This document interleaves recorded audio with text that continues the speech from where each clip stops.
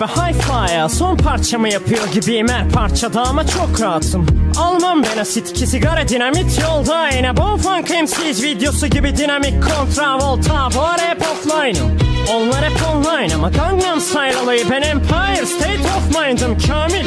Ondandır hep tatavayı sonlandır, geç unutma ben ayım sen arabasını offlanmayı kes. Rapçi bir meslek bul, bırak hadi geç sonbaharı. İyisi mi git ola da hatırlanamayan ünlü gibi Survivor de bye bye piyasaya bye bye. Yok hayır bu şakadır, ben hamınızı severim bağlam ben zaten hep headline'ım. Back to the future McFly'ım, Jay-Z'yim şeydiyim vesaire'm tek nine'ım pek rahatım. Seninle ne işim olur pemveni pes sen say olursun anca ya da Bestami ya da ara sıra Esra Balamir'in klibinde oynarsın. İroni değil bu oyna, hem seni de bir kere överse biri Twitter'cılık oynarsın. Hemen bir parça yollarsın, bir kişinin ipinde olmaz, sonra da sahnede zorla o dinleyiciyi öne toplarsın. Harbi malsın aptal daha deneme yani boktansın. Götün başın ayrı oynuyor karakterine sanki lowrider hoplarsın. Hep işin bitik yarın geç senin için ahmak gidip potlat beynini beni vidi vici dememişken general kontravolta. General bomba yolla der bana şam şeytanı, bak meydanı çok boş sanan var. Hep dedikodu karılar matinesi gibi piyasa ile beni sağlaga diye bağırıyor ama rap bana hep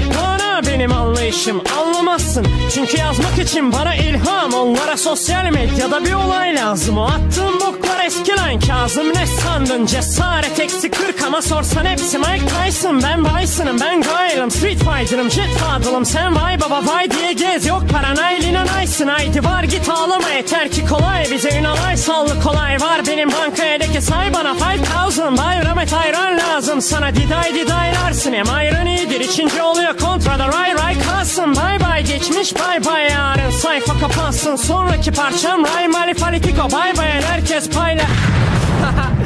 Paylaşsın diyecektin değil mi? Aklını s**eyim senin.